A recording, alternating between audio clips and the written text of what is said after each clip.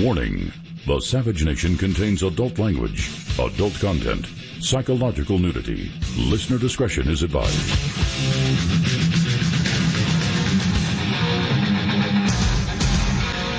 And now, America's most exciting radio talk show, The Savage Nation, home of borders, language, culture. And here he is, author of Stop Mass Hysteria, Michael Savage. Of these days is whether the Muslim Congresswoman Omar and Tlaib have dual loyalties. Now listen to what I'm saying. They're accusing those who support the only democracy in the Middle East, Israel, of having dual loyalties, as though we're supposed to have loyalty to what? Jordan? Syria? Iraq? Muslim fundamentalist nations? Are you joking? So listen to how sick this is. For 2 years, we've told that Trump has dual loyalties. Listen to the new smear campaign of the Democrats. Trump has a loyalty to Russia and Putin. Isn't that the party line of the Democrat Party? Now Jews who support Israel, Congress people who support Israel have dual loyalties. Isn't it very clever that a woman who wears traditional throwback dress and espouses overt anti-Americanism, anti-Semitism, anti-democracyism on a daily basis, every time she speaks, the poison pours out of her mouth. And she accuses everyone else of dual loyalty, and the American people are so gullible, so fat, so drugged, so drunk, they don't even know that the enemy within has entered the halls of Congress. Now, again, go back to the point that I'm making, dual loyalties. Does she have dual loyalties? It seems to me she must, since she has such contempt for America and for those who support Israel. Isn't that a sort of dual loyalty? So who is she loyal to? Who is Omar and Tlaib, the other one, the other doll, who's going to bring impeachment against Trump? You hear this? Her own party knew it was a loser to bring an impeachment against Trump. They know it would backfire on them. This maniac, the other one, another one from Michigan, listen, these are stupid women. These are not even smart Muslim fanatics. These are stupid Muslim fanatics. If they were smart, they would work stealthily in the night to undermine the nation. We ought to thank God that they have low IQs. So you, the average American, can actually see what dual loyalty is. Savage. Now, all of us have heard about the dual loyalty accusation against Congress people who support Israel, the only democracy in the Middle East, and against Jews who support Israel. It's an old canard, the issue of dual loyalty, which I'll discuss in a minute. But don't miss the bigger picture of what I said today on the show, which is why this show stands out, I must tell you, in many ways. I told you I'm the thought leader in talk radio. Tell me anyone who could top what I'm about to repeat to you again. The Democrats have said for 2 straight years that Trump has dual loyalty. He's loyal to Putin and Russia. Isn't that the party line of Pelosi's party? Of course it is. Russia, Russia, Russia. Dual loyalty. Now anyone who supports Israel has dual loyalty. So I put 2 and 2 together. And who is this coming from? It's coming from CARE and the Muslim Brotherhood through the sisterhood that they planted into Congress, in my opinion. Now, where did this challenge of dual loyalty first originate? During the English Reformation, it goes back to that, by the way, many important Scottish and English figures, Thomas More, Mary Queen of Scots, Edmund Campion, were actually tried and executed for their alleged double loyalty to the Pope and infidelity to the crown. Did you know that? And then Jews in the Jewish diaspora have been accused of dual loyalty by the Romans. See, Nancy, Roman roots are showing. Jews in the Jewish diaspora have been accused of dual loyalty, first by the Romans in the 1st century, by the French during the Dreyfus Affair in the late 19th century, in Stalin-era Soviet Union in the 20th century, and, of course, now with the Democrat Congress, where radical Muslims have been planted into the halls of Congress. During the Third Republic in 19th century France, citizens were divided between clericals and anti-clericals because of long-lasting loyalty-related conflicts between the French secularist government and the Holy See. What happened during World War II? A number of United States citizens of German, Japanese, and Italian ancestry, including some even born in the U.S., were confined to internment camps. Now, you know the Japanese were put in internment camps. We all heard about that. We all had to get on our hands and knees and apologize for that one. But you never heard the Italians complaining when their fishing boats were seized, as was Joe DiMaggio's father's crab fishing boat right here on Fisherman's Wharf in San Francisco. They went on with their lives. They didn't get crybaby in the Congress and demand a reparation. They understood why the boats were seized. They understood it very well. And so did the Germans who were interned here against their will. What happened next? 1991, Gulf War, 2003, U.S. invasion of Iraq. Accusations against Jewish neoconservatives who were vocal proponents of war against Iraq, who sought to undermine Arab nations hostile to Israel. They were attacked as having dual loyalty and called Israel firsters. There are many other examples of dual loyalty issues. During the Cold War, there were alleged communist sympathizers, clearly so, which resulted in various government officials, celebrities, and other citizens being pointed out as having dual loyalty, which they did, according to later published secret documents called the Venona Papers. Dual loyalty continues to be a concern in this nation, mainly amongst those of us who see dual loyalty amongst the illegal immigrants pouring over the border.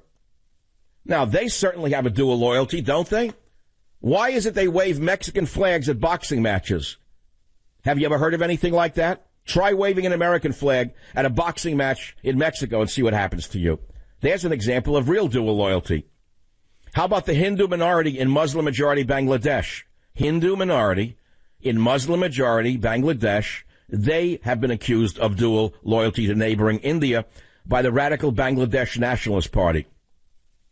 There are other examples of dual loyalty, but now its ugly face has reared once again, this time in the halls of Congress, where a Muslim congresswoman named Omar, who I call Omar the Terrible, is the center of a vote going on right now in Congress that has been watered down, where she is not even named, even though she was the one who set this all off.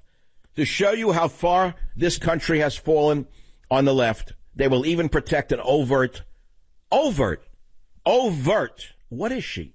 What is Omar? She's an overt what? Virtually everything she says is out of the Muslim Brotherhood playbook, right out of CAIR's talking points. And yet she's sitting in Congress. All of us plainly can see and hear what she is, how she is. And she's so dumb she actually shows her prejudice against Jews, against America, and against the president. That means against 50% of American people. How anyone in this nation with any IQ could ever vote for a Democrat. I didn't say love Trump. I didn't say vote for Trump. But I said, how can you support the Democrat Party, which is now bending over backwards to mask and camouflage this naked bigotry that has emerged in their party? Do we have the soundbite of Omar's original accusation of dual loyalty? Please play it now for the listeners of the great Savage Nation. I want to talk about the political influence in this country that says it is okay for people to push for allegiance to a foreign country. I want to ask, why is it okay for me to talk about the influence of the NRA, of fossil fuel industries, or Big Pharma, and not talk about a powerful lobbying group that is influencing policy? Thank you, Michigan, for giving us the most Nazi-like bigot we've ever seen. I'm sorry, where is she from, this one? I can't hear you. You're mumbling. What? Oh, Minnesota. Somali American. Pardon me. The other one, Schwab, is from Michigan. Look at Minnesota. Went from Scandinavian settlers to Somali settlers. Isn't diversity great? Isn't it just great that Obama made sure that the whitest places in America became as Muslim as they could, as fast as they could? And you still don't know why he laughed all the way to the Netflix bank. Now, again, I don't want to lose the main point I made today. You've all heard this about Omar. They're voting on it right now without her name. Nancy stripped her name out of the anti-Semitism, anti-hate bill that's being passed, which is of no value whatsoever. They're trying to smear white people, by the way. They're trying to turn it around on white people who are simply Christians and support the Bible in America and the Constitution. That's what Pelosi specializes in. Deny, deny, deny, delay, delay, delay, smear, smear, smear. The tactics of the radical Stalinist left. So what did I say to you today? This issue of dual loyalty. Who was it first applied to? It was first applied by Pelosi and company, Maxine Waters, that big-mouthed foaming maniac, and the others who have accused Trump of loyalty to Russia. That means dual loyalty. Now those who support the only democracy in the Middle East, in Congress, or amongst the American population, or even amongst AIPAC, are now suddenly pointed as having dual loyalty. This is the new Democrat Party. I would say they are McCarthy-like, but that would be a disgrace to the name of McCarthy because he was the furthest thing from a fascist you could ever imagine. He was a war hero, a real tail gunner in World War II. And in fact, the Democrats of that time smeared him for saying the truths about the communists who had infiltrated Hollywood, the media, and of course Congress itself. He was broken by Congress, smeared by the very same forces that are trying to smear Trump as having dual loyalty to Russia. The very same tactic that they applied to McCarthy, they're applying to Trump. That means to you as well, the voter of Trump, voter for Trump. And of course they destroyed McCarthy. No one could take that much hatred. And then lo and behold, many years later, in the 1990s, a book came out called the Venona Papers, Venona, look it up. These were secret transmissions of the KGB that were released after the wall fell, and they confirmed by name, they named the names of all those with true dual loyalty. In fact, they were spies and working for Russia in Hollywood as screenwriters, actors, directors, in the media, in universities, and of course, in government itself. I've given you a capsule history of dual loyalties in the Savage Nation. I'll be right back. Join the Savage Nation. Call now, 855-400-SAVAGE, 855-400-7282. Savage. The Savage Nation is sponsored by Swiss America, the only company I trust with my financial future. Call 800-289-2646 or SwissAmerica.com. Look, they say you can't take it with you. So when it comes to your estate plans, why not leave behind a legacy that will actually do some good? Delta Rescue is the only no-kill care-for-life home for more than 1,500 dogs, cats, and horses that have all been abandoned in the wilderness. This is a mountaintop ranch in Los Angeles, beautifully landscaped, surrounded by rolling hills, the perfect sanctuary for our lost furry friends. Well, you know how I feel about animals and my beloved Teddy. They're pure souls who only want to give love and get love unconditionally. And what founder Leo Grillo is doing at Delta Rescue is beyond extraordinary, helping to save and care for these innocent creatures so they can live safely and in peace. For more information on Delta's tax-saving estate planning vehicles, which can help you build the size of your estate and let your compassion for animals live on well into the future, please visit deltarescue.org/savage. You got it? Do something good today. Go to deltarescue.org/savage. The thing to remember is that the Democrats are now actually turning Omar the Terrible into the victim. If you could believe this, Pelosi said that Omar is an idiot who doesn't really understand her own words. James Clyburn, another genius, said that Omar's had a rougher life than people who survived the Holocaust, and therefore outranks them in being victims. You could then go to the level of the Democrats and say that all prejudices are evil, and she doesn't deserve special condemnation. Instead, we should focus on all hate. Kamala Harris joined the fray again with her low IQ and presented Omar as the wrong party. That's Kamala Harris, always has everything wrong. I can go on, and I will quote somebody who wrote this, but I think it's Bret Stephens. The secret of anti-Semitism has always rested in part on creating the perception that the anti-Semite is in fact the victim of the Jews and their allies. This is what Hitler did. This is exactly what Hitler did. He told the average German that they were the victims of the Jews, therefore whatever he did to the Jews was justified. And that is why Omar should be thrown out of Congress along with the other fellow travelers of hatred of democracy and our way of life. But I don't expect that soon. Not at all. So let's look at Islam itself. We haven't heard much from them recently, have we? No bombings, no stabbings, no cars driving into crowds recently. I have a book coming up next week in an interview with Christine Douglas Williams on the challenge of modernizing Islam. And these are her questions. Is Islam a religion of peace? Why don't you ask Omar if it's a religion of peace as it is practiced in these days? Are most of the Muslims who come into this country peaceful? Ask the FBI how many Muslims are on their terror watch list.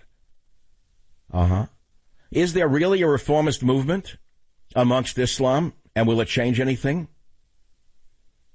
How can the West control our borders? How? What do the borders have to do with Islam? Should Islam be outlawed in the West?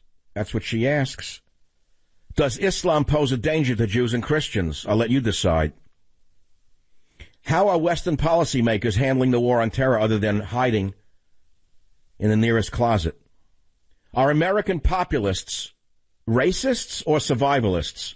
I'll let you decide on that one. We'll deal with that next week on my podcast.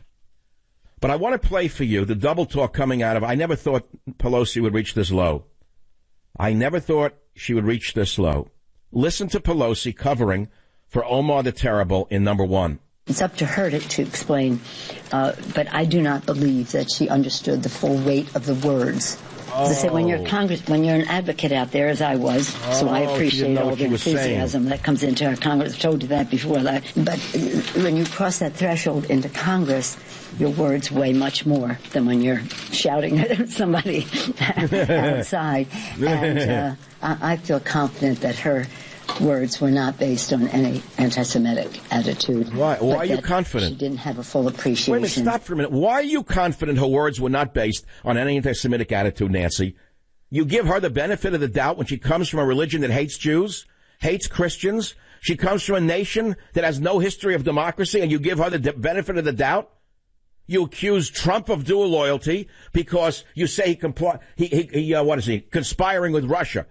Him, you don't give the benefit of the doubt, the President of the United States. 50% of America voted for him. You don't give us the benefit of the doubt. You call us every name under the sun. But this creature, you support her? You know, I could go on, and I don't think I have to. And I will say this, and this is kind of a very delicate one. We're living through the early days of a new Holocaust in the West. Anti-Semitism is making a reappearance in Europe, whether it be in France, Germany, Belgium. You see the pictures of the floats they had in Belgium the other day on michaelsavage.com? They were right out of the Third Reich, right out of Hitler's Third Reich, and they called it art. And now we've reached a point in American history where the Democrat Party, which you think is on the side of minorities, you actually think they're on the side of minorities. I wish I knew how many Jewish people listening to this program, how many Jewish people listening to the Savage Nation today are still going to vote for a party that may bury them and their descendants in their lifetime. How's that? Is that strong enough for you? Where are the true dual loyalties in this nation? Join the Savage Nation. Call now, 855-400-SAVAGE, 855-400-7282. Savage. Look, let's be clear. You probably wish that double chin would just disappear or it's going to go away one day. Well, yeah, what about those bags under your eyes, the puffiness? Are they getting worse every day? Just listen to Robin S. from Lubbock, Texas. She says, I put that jawline cream on my neck like 2 or 3 days ago. That is the best my neck has looked in over 20 years. Several people told me my face looks young. I am really happy. With Genucel's natural actives and a pure antioxidant base with no parabens, no chemical scents, and no pharmaceutical preservatives, it's the clean luxury your skin deserves every day. Call or click right now, and the Genucel jawline treatment is yours absolutely free. Just for ordering the classic Genucel plant stem cell therapy for bags and puffiness. Just go to 800-SKIN-891 or go to Genucel.com. That's 800-SKIN-891 or Genucel.com. With Chamonix's 100% money-back guarantee, you only have the bags, wrinkles, and the double chin to lose. So call now while 3-day shipping is still free. 800-SKIN-891 or go to Genucel.com.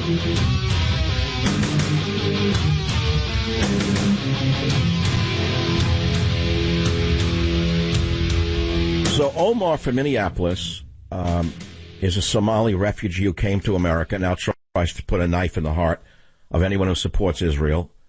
She wants to overthrow Donald Trump. Suddenly she's speaking for a good portion of the Democrat Party. She and the other one, the one with the bug eyes and the buck teeth, the one who drove the jobs out of New York and now says she did it because her constituents didn't want the jobs in New York, which is astounding to me.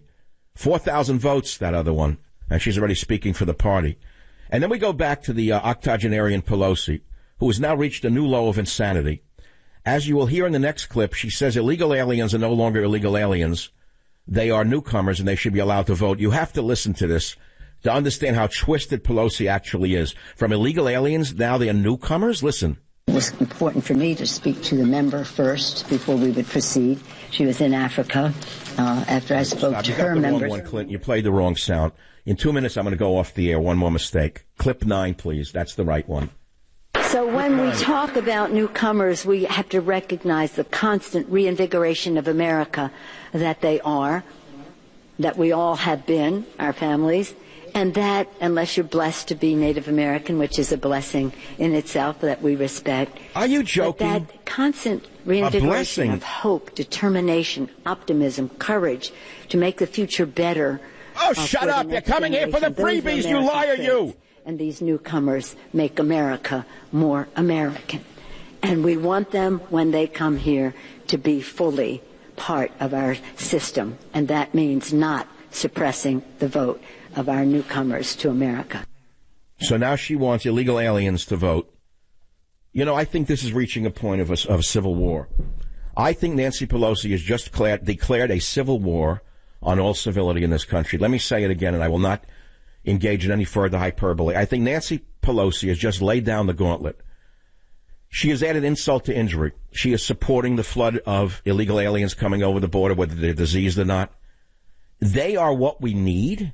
Young, illiterate women from south of the border who do not read or write in Spanish. The majority of them are illiterate in Honduras, El Salvador, Guatemala, Nicaragua. Ask the governments why they're throwing them out. Ask them why they want nothing to do with them, because they're illiterate. They're of no use to those societies. And you're telling me these people are the hope for America? And their bambinos in the carriages are going to add to this nation? How? Every carriage has an Einstein? Every carriage has a Stravinsky? But put that aside for a minute. She wants them to vote now? She has just declared war on America. And I don't know what the flashpoint is going to be. I don't know if it ever will be. I don't know if there is an opposition anymore to this woman and to the bigots and anti-Americans who now run the Democrat Party. There is no question in my mind that Pelosi has a dual loyalty. You want to talk about dual loyalty? Pelosi has no loyalty to this nation. Pelosi has a dual loyalty at best and a single loyalty at most to only one side, and that's not America. She has a singular loyalty to those who don't even belong here, those who are invading our nation. Wouldn't you call that a radical act on her part? What do you do if you wake up and your own Congress is supporting non-citizens who are coming here stealing the precious benefits that the poor of America can't even access, that the veterans can't even access to this day in veterans hospitals? What do you do when you wake up and one party out of two in this rotten nation of ours, where there's only 2 stinking parties instead of 10.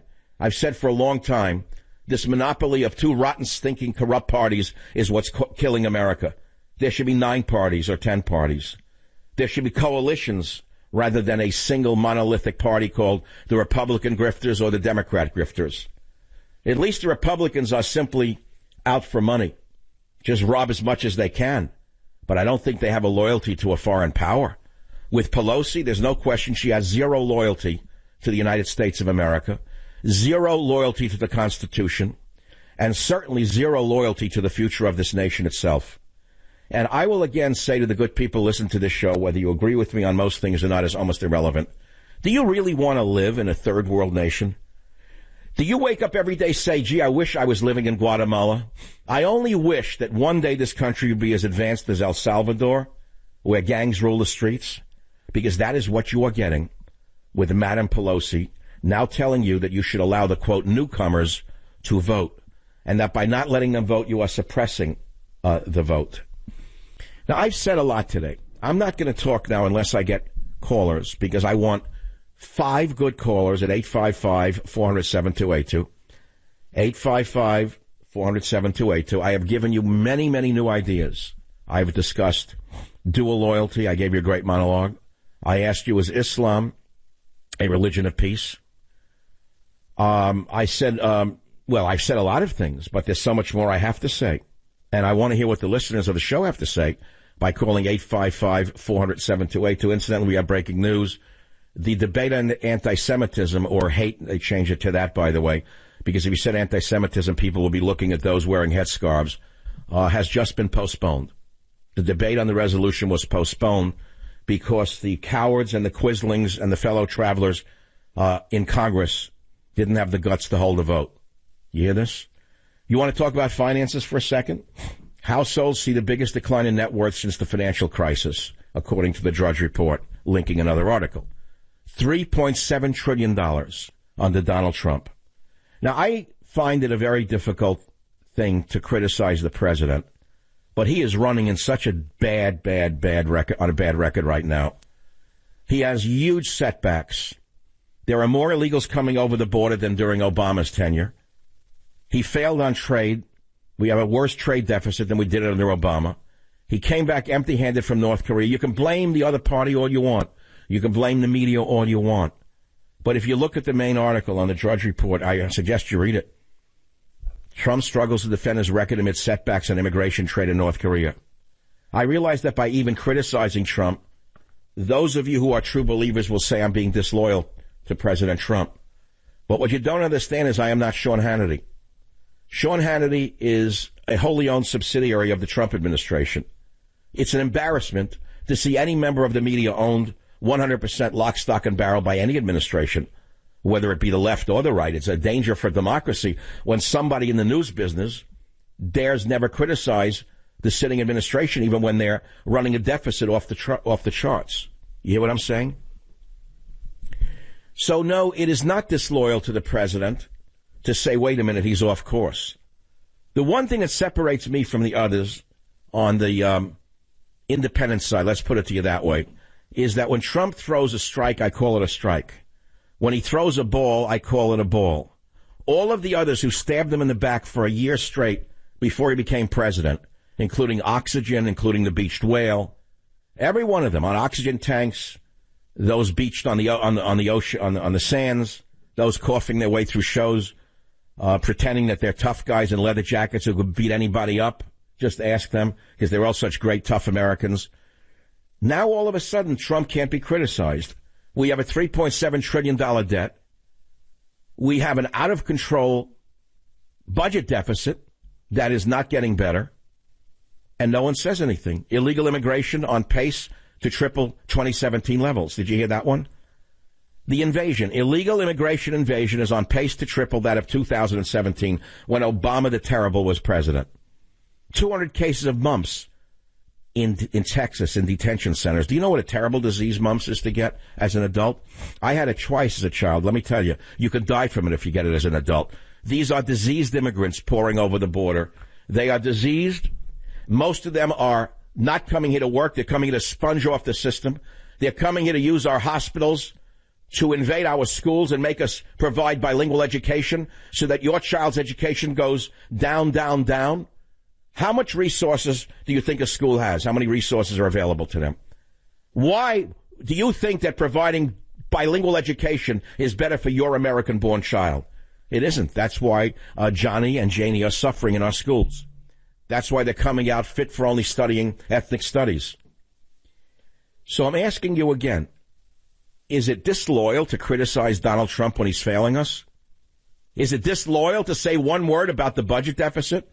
Is it disloyal to point out, as I have done for 2 years, how many years have I been the only one in the media on this side of the aisle asking why he didn't break up some of these giant monopolists such as Google, Facebook? Why did he let them go on like this? I kept asking, where is the U.S. Antitrust Division? Why is he not using the Antitrust Division to break up these huge monopolies like Amazon or Google? Well, the answer came out today. It's in the New York Times. You can call it fake news if you want, but here's a fact. Trump's big tech bluster, they say. His tweets criticize Facebook and Google, but the Antitrust Division of the Justice Department is actually making life easier for potential monopolists in Silicon Valley. His top antitrust official is Makan Delrahim. Who is he? Who is the number one guy he put into the Antitrust Division? A veteran corporate defense lawyer, an antitrust official in the G.W. Bush administration, and now he's running the Antitrust Division, and he's letting the monopolies get bigger. Amazon, Google, Facebook, and these other firms are getting bigger and bigger and more powerful and more powerful. How is it that Google can suck up over 90% of all Internet advertising and not be called a monopoly. Can you explain that to me? If you are listening to this show and you're a major website operator, many of you used to be, but most of you are broke right now. You're out with tin cups trying to raise money and wherever you can. You take it from a Somali warlord to keep your website going. There are no ads left on the Internet. 90% of all ads go to Google. If that is not a monopoly, I would like to know what is. 855-400-7282. There's an awful lot to talk about, from dual loyalties to has Nancy Pelosi crossed the Rubicon now, where there's no coming back from her saying that we should permit illegal aliens as newcomers to vote in our elections? What do you think about these things? Anything to say? Rick in Las Vegas, line 5, 30 seconds or less. Go ahead, please. Yeah, you know what? I followed you all the way through, and I know you were behind Trump from the get-go. I just don't get why you are harping on him. I believe wouldn't it take about 10 presidents in a row to put a dent in this deficit? So why you're attacking him over that? Well, hold on now. Wait. You're raising an idiotic point, actually, when you think about it. If the budget deficit had blown up like this under Obama, what would you be saying? No, I mean, it did blow up. Didn't it blow up even more? No, it didn't blow up even more. It's far bigger now than it was under Obama. And the number of illegal aliens pouring over the border is triple that as it was under Obama. I'll say it again because I know many of you don't want to hear it. Illegal immigration is on pace to triple levels of 2017 when Obama was in office. So Trump is permitting more illegals to come over the border. He's permitting the budget deficit to get even bigger. Do you want me not to give you the facts and just sit here and be whatever you want me to be? I can't do that. Thank you, Rick. I hope you don't become disloyal to me. Just remember where I'm coming from. The truth, the whole truth, and nothing but the truth. And I want to talk about the latest data breach, which could affect emails, passwords from 2.2 billion accounts. You got to remember this. If you don't currently use a different password for every website or service that you have, please change them right now. And if you don't currently use long, complex, unique passwords with at least 20 random, mixed, special characters, then you should start. You know what? I'm going to change mine the minute the show is over. Information stolen in a data breach could be used to commit ID theft. And it's a good thing, by the way, that LifeLock Identity Theft Protection has added the power of Norton Security to help protect you against threats to your devices that you can't easily see or fix on your own. And if there's a problem, they have agents who work to fix it. No one can prevent all identity theft or cybercrime or monitor transactions at all businesses. But listen to me. LifeLock with Norton Security can see threats you might miss on your own. I want you to go to LifeLock.com or please call 1-800-LifeLock, 1-800-LifeLock, promo code SAVAGE, and you will get 10% off your first year. That's promo code SAVAGE at LifeLock.com.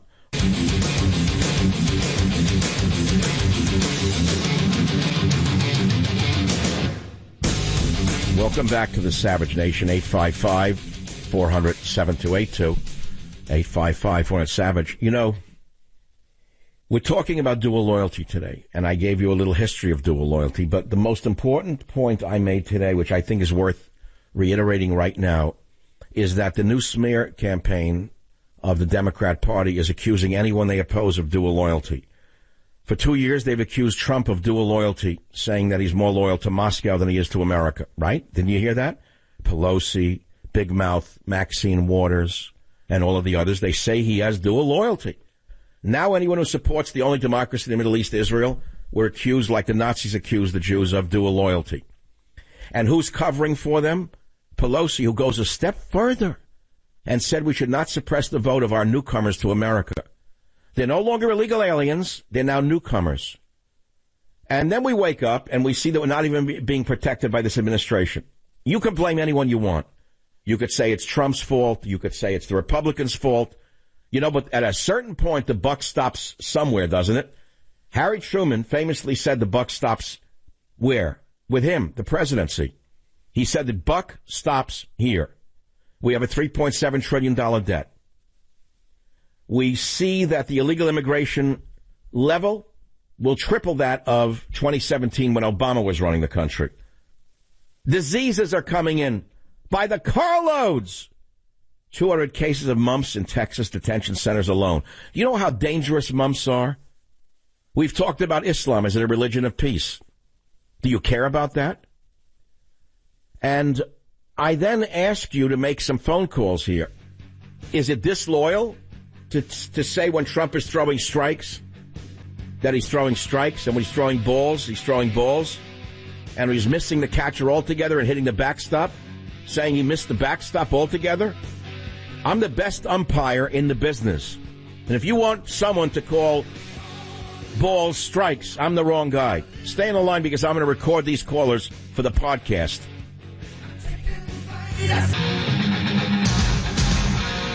And now, America's most exciting radio talk show, The Savage Nation, home of borders, language, culture. And here he is, author of Stop Mass Hysteria, Michael Savage. It is The Savage Nation.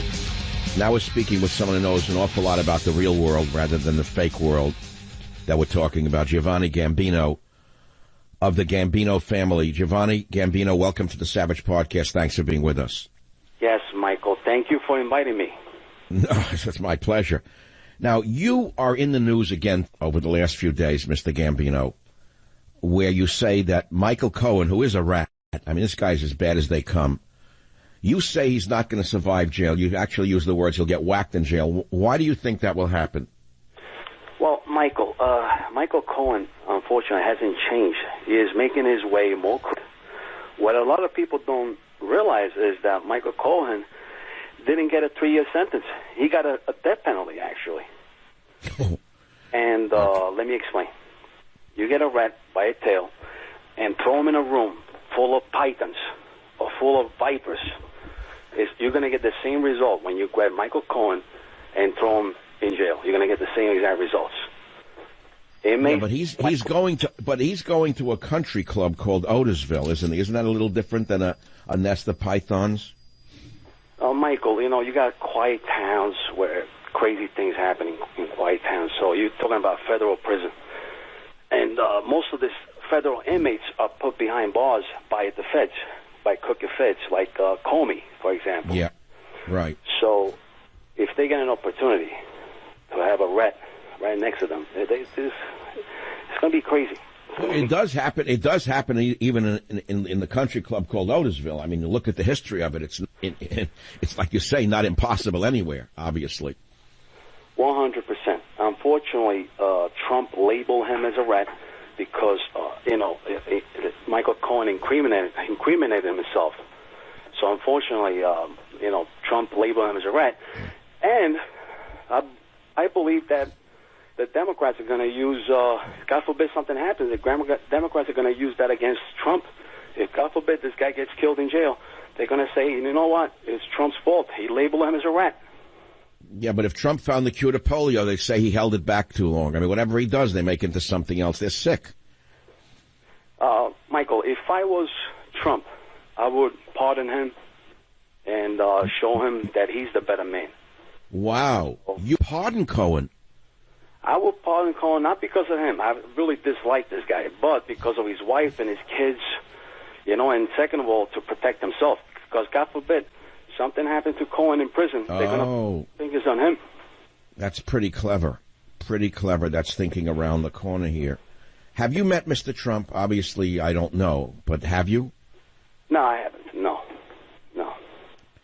But you come from the real McCoy. Your father was former Sicilian boss Francisco Ciccio Gambino, correct? Yes, that's how they label him. They label him as that. But my father really, he was just a generous guy. He was a great guy, generous, very generous. So, and he was surrounded by a lot of people because of his generosity. And of course, Comey, really, he's the corrupted Comey. He's the one who put my father behind bars. And it was Comey who did it? Comey was involved in my father's arrest, yes. He uses corrupted tactics to get my father in jail. Yep. Well, he certainly used them with Donald Trump, that's for sure. And he's using them with them, and the whole organization, these corrupted FBI agents, are using them against Trump also, yes. It's a shame. It's a shame that... Why do you think, knowing powerful men your whole life, why do you think they hate Trump so much? What has he really done that invokes their wrath so much? these people are politicians. They don't want to see a businessman succeed. It goes against their beliefs. A businessman. So he's from the outside, in other words. He's from the outside. He's a businessman. So they don't want to see a businessman over a politician to succeed and make America greater than they did. That's the lesson I want to see. It's a simple lesson in some ways. Yeah, 100%. Yep. The book The Godfather by Mario Puzo came out about 50 years ago now. Does it really represent, in your mind, the real gangs in America at that time in any way? At that time, you had people like that. Yes, you had those people that were all like pointing commas, very respectable people, and yes, at that time. At this time, I'm actually writing. I've just finished writing a screenplay. Actually, it's like Mafia versus terrorism, and I just finished writing. It's like the Godfather of the modern age of this era, and I'm trying to get a hold of Francis Ford Coppola, trying to see maybe a Godfather 4 would be great. And well, you're saying where the government comes to the underworld to stop terrorists? It's actually organized crime groups get together. It's like the Godfather versus terrorists. So yeah, I'd love to see that happen. It'd be really nice if they did get together. Hold of, hopefully Francis Ford Coppola. I'm trying to get a hold of him. Maybe it will be the Godfather of today's era versus the extremists. Yes, I understand. But do you, in your book, without giving away any more of the plot, does the government go to organized crime to get together to stop terrorism? Does the government play a role in this? It's out of the government's control at that time. It's out of the government's control where now it's up to the organized crime groups to get together and do something about it. Well, there's an historical precedence for it, where in World War II, we all know the famous story where they had to go to the waterfront, the people around the waterfront, and get them to intervene to tell them, where the Nazis were. And whack them before they sank any more ships in New York's harbor. So, yeah, okay, that happened, and we know that story is pretty valid. But today's world with terrorism, we often wonder, wouldn't organized crime in their own interest want to stop the next terrorist incident? 1,000,000%, Michael. You see, unfortunately, absolute power corrupts absolutely.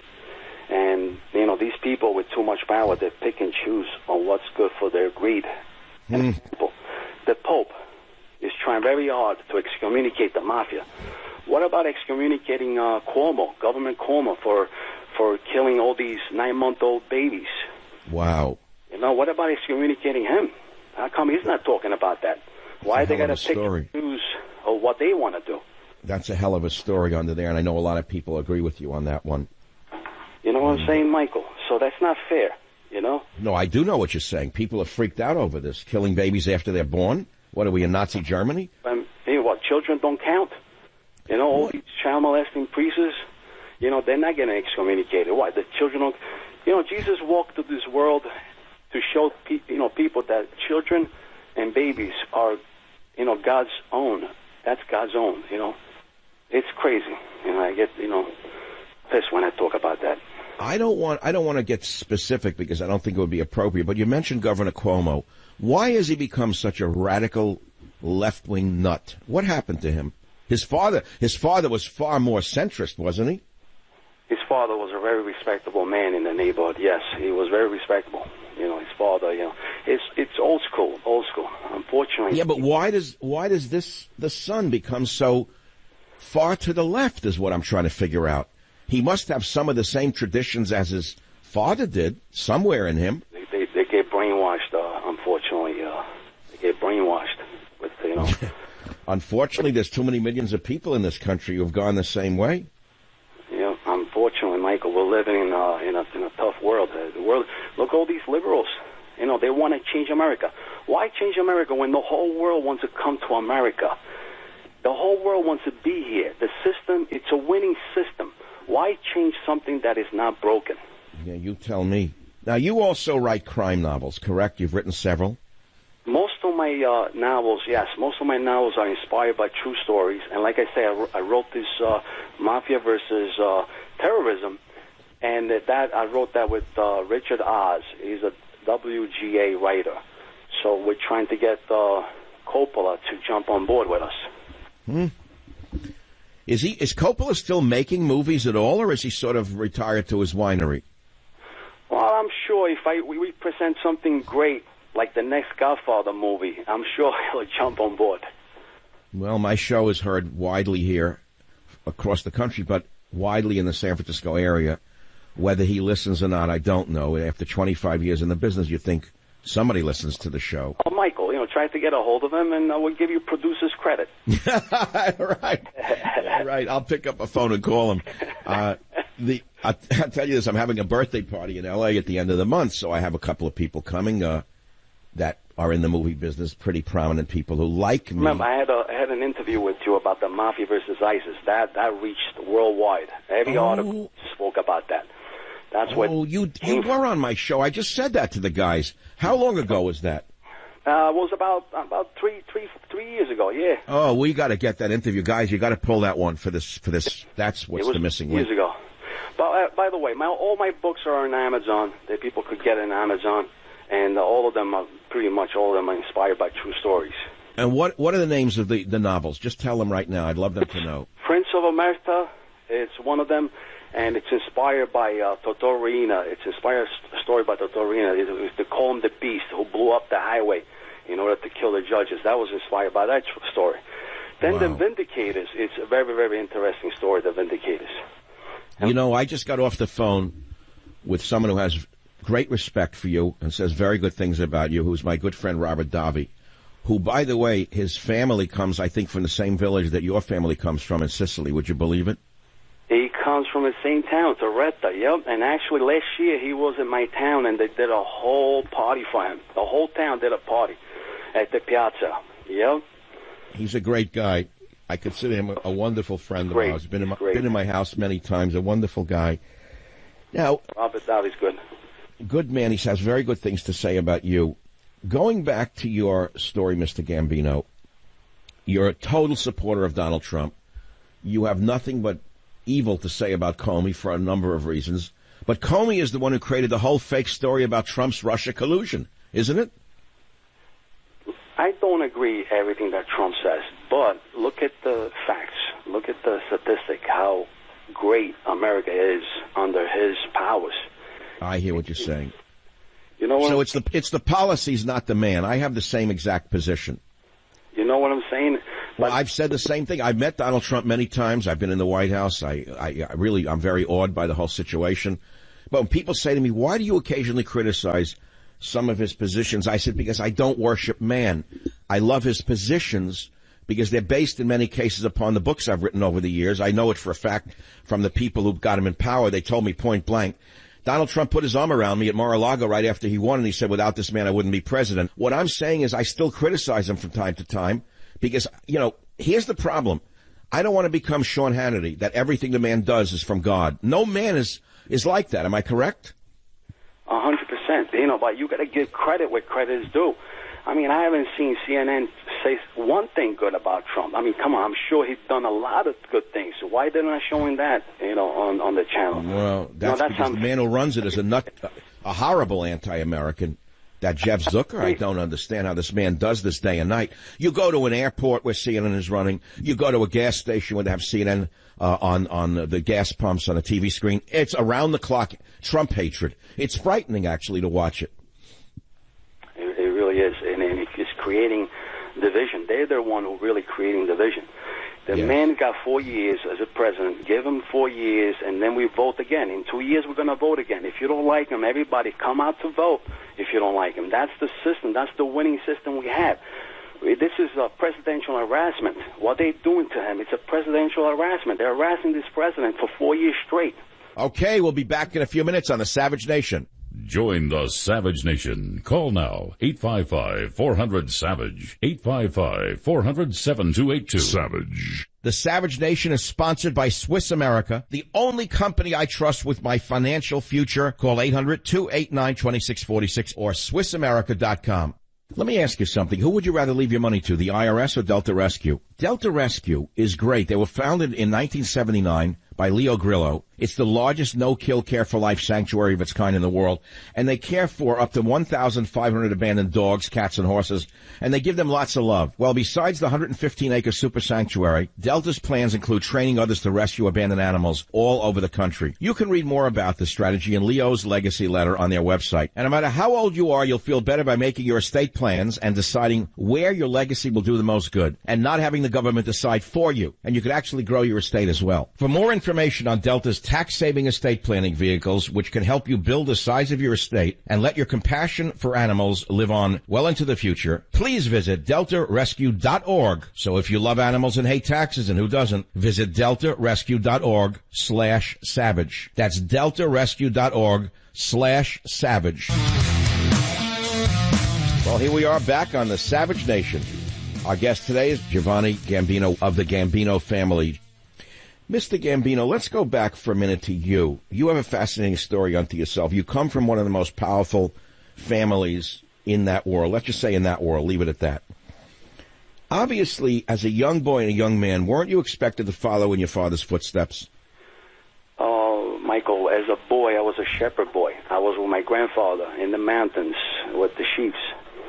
So, I wasn't, where my father's footstep was, I was surrounded in the mountains with nature, and I was a shepherd boy. They didn't expect you to go in the other world?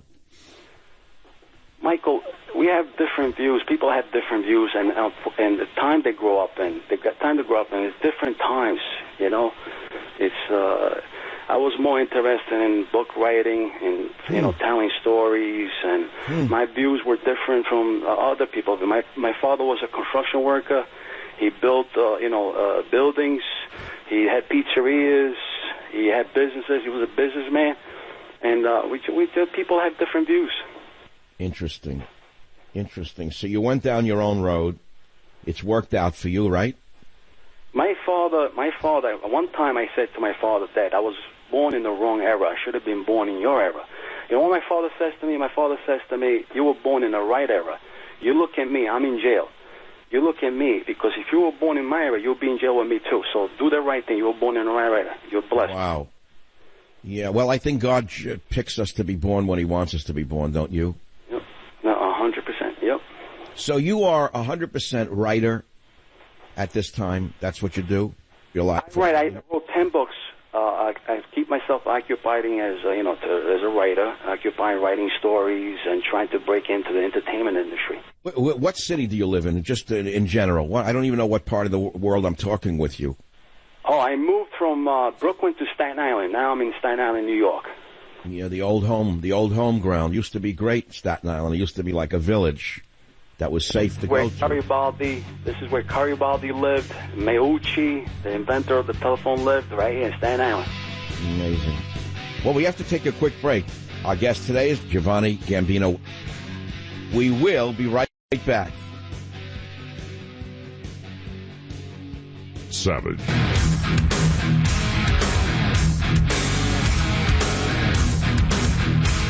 We are talking with Giovanni Gambino about gangster movies, a world he knows an awful lot about.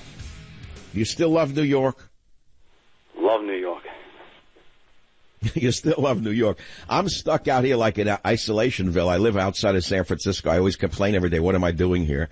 Because I still think of the New York of my childhood, the Lower East Side, my father's little store. He had people who would come in that were known to be, let us say, in another world, like a capo here, and they would come and play cards with my father and my uncle.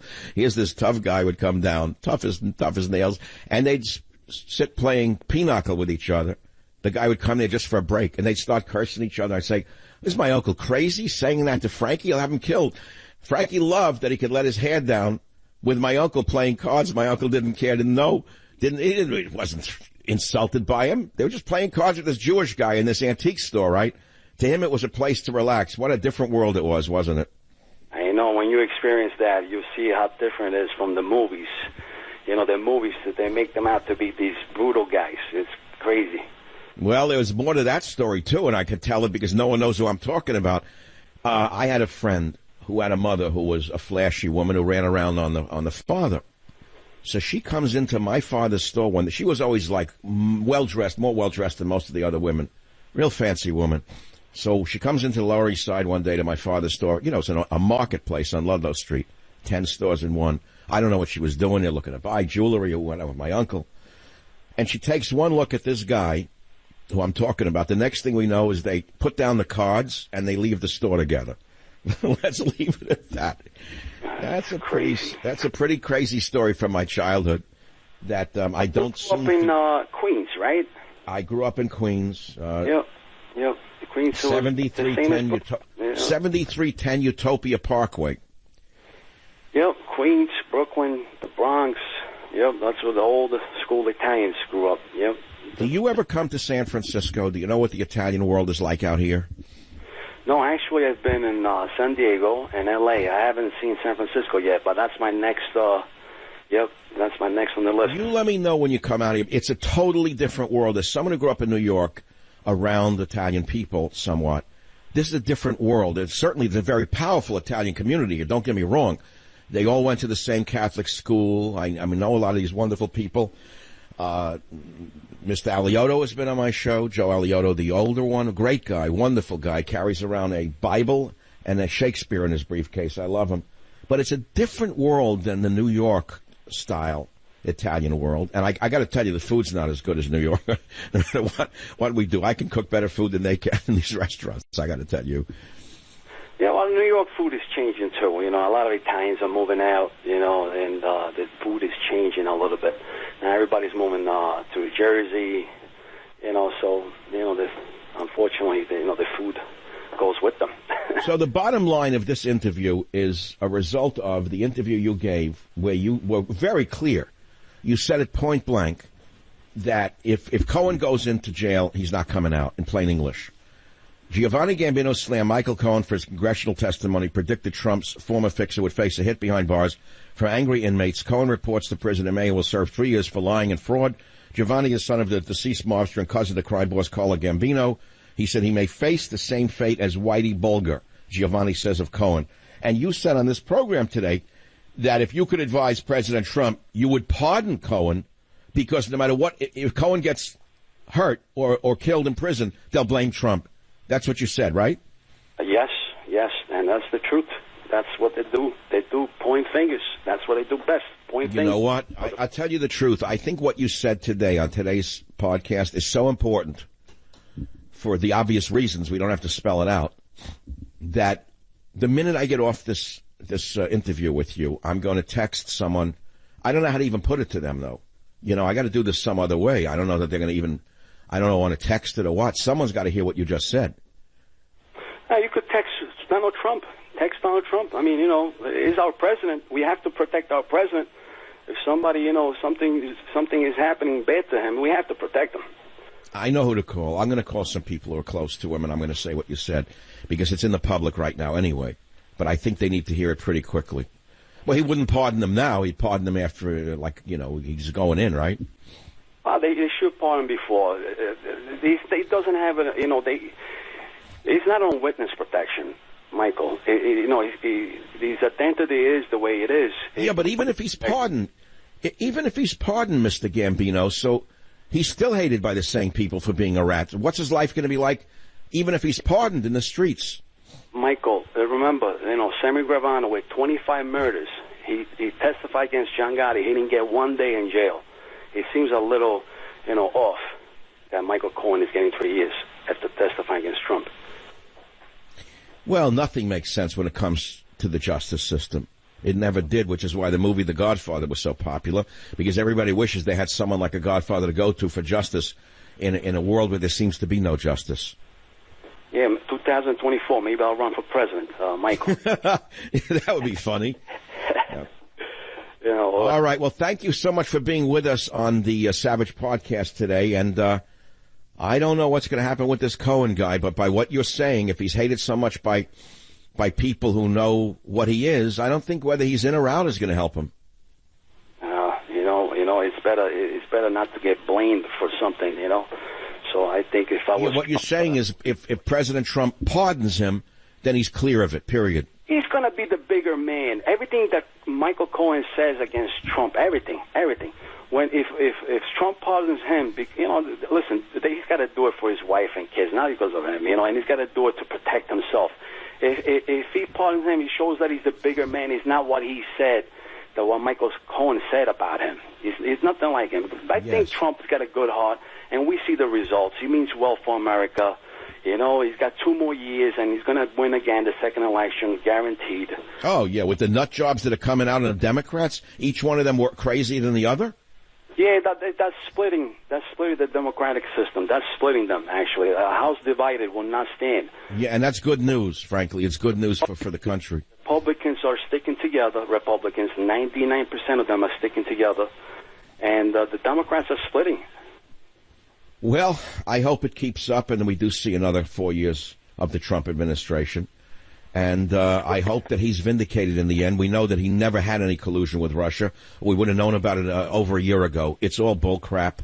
And the terrible truth here is that there is no truth when it comes to justice in the world of today. And I thank you for being with us. We are speaking with a very important man, Giovanni Gambino, who, as I said, doesn't like Michael Cohen because he's a rat in plain English. Mr. Gambino, thanks for being with us again on the Savage Nation. Thank you, Michael. Thank you for inviting me. Once again, thank you very much. When you're in San Francisco, don't forget, look me up. No, 100%. We'll go out to dinner. You got it. I'll take you to a Sicilian restaurant. I know where the guy is really from your country, the old country. He does know food well. That's a great restaurant, Sicilian restaurant. I like that. I've got a few of them here. I got a few of them. They're the only places I like to eat in. I like to go in the kitchen. That's where I like to go, is into the kitchens. It's awesome. All right. Thank you for being with us. I appreciate it so much. Thank you, Michael. Bye-bye. Bye now. You heard my guest, Giovanni Gambino, reference an earlier interview that he did on the Savage Nation. In this earlier interview, he and I discussed how the Sicilian Mafia offered New York City protection from ISIS. Listen to this classic interview from the Savage Archives. You'll hear it nowhere else. These are very strange times. So I go on the Drudge Report. I see an article link from RT, and it says that gangs of New York, Sicilian Mafia offers Big Apple protection from psychopathic ISIS. I said, that makes sense to me. And we have with us now is the gentleman who gave the interview, Giovanni Gambino. Mr. Gambino, welcome to the Savage Nation. How are you? Hi, Michael. How are you? Who knows? If I knew how I was, I wouldn't be on the radio. But look, here's the thing, Mr. Gambino, this is a very serious topic, as you know. I don't have to tell you how serious this is. People are frightened. They don't think the government's going to protect them. How would you do differently than what the government is doing? Michael, if you remember back then, you had Saddam Hussein, and he had a big painting of the Godfather, Don Vito, in his house. I think it was about $500,000 painting that he had. So there's a lot of people out there that, look upon, the movies like The Godfather, Goodfellas. There's a lot of fanatics out there. So I figure, let's send a good message out there that we are in the world citizens' side to fight this evil, this brutal evil. So, no, I understand you're sending the message, but can you do the job is what we're asking. This is not, these people are subhuman. They're not humans. They're lower than animals, putting people on fire in cages. And what I happen to fear the most is that this government is so warped, I'm sorry to have to say it, that they probably go after you and your friends faster than ISIS. That's what really worries me. Oh, yes, you're correct. ISIS don't look at nobody in the face when they blow themselves up. It could be your mother, your father, your sisters, your brothers. It could be anybody. That's why we need to stand up together, all together, to fight this monster. Fight it. And now, I remember back in the days, Italian neighborhoods, Sicilian neighborhoods, everybody was outside drinking coffee, kids were playing outside, doing their thing. And when you see a stranger walking down the block, they want to know, who's this guy? Who's his mother? Who's his father? Who's his grandmother? Who's his grandfather? But those times, unfortunately, they Of course, that's right. I understand very well. But now today, if you do it, they say it's profiling and racism. That's the only thing that can save us is using common sense. Now, I want to ask you a question. Are your friends getting involved because they see a void that needs to be filled from this government's not taking action? Isn't that the real reason, Giovanni? Yes, absolutely. Now, the thing is, if there is somebody that's pointing fingers as somebody who's part of ISIS or he got brainwashed by them with the internet, because the internet is the number one cause of all this. I mean, these people are reaching people from everywhere through the internet, brainwashing them. So if they do find out, and if I find out that there is a guy that is thinking about a nice beating, I mean a beating like never before, like he never got before, that helps. And that's interesting. Are you able to tell us on this radio program today, is the government going to look the other way and let you do this? Can you say anything about that on the show? Not at all. Not at all. We need to unite together, and if we do unite together, we can make a difference in the world. We need to unite together. Everybody's playing their part. You know, the feds are playing their part, the CIAs are playing their parts, the government's playing their parts, but they got to look at this as streetwise. Some guy just puts a bomb on him and blows himself up. They got to intervene before the fact. Now, in order to intervene before the fact, they need evidence, and by the time they gather evidence, it's too late. Yeah, of course, with due process, we know that. And so you guys are going to go and do it your old way. Like I said, the old-timers, you know, back in the days when everybody was a monoculture in the neighborhoods and Sicilians drinking coffees outside and everybody knew everybody, it was easier. It was easier. But, you know, it's not that I'm not going to do anything if I hear some guy is up to no good. Giovanni, will the government intervene to stop you guys if they hear about it? What if they're wiretapping you and they hear you're going to do it? Would they actually look the other way, or they'll intervene and arrest you before they arrest ISIS? That's what my real concern is here. I'll break a few legs. I'll break an arm or two.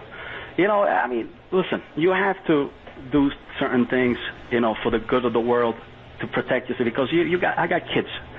I got two daughters. I got a son. You know, and you got to look after things. No matter what, if you got to go down, you got to go down as a good man. That's what my father taught me. My father would call me from prison.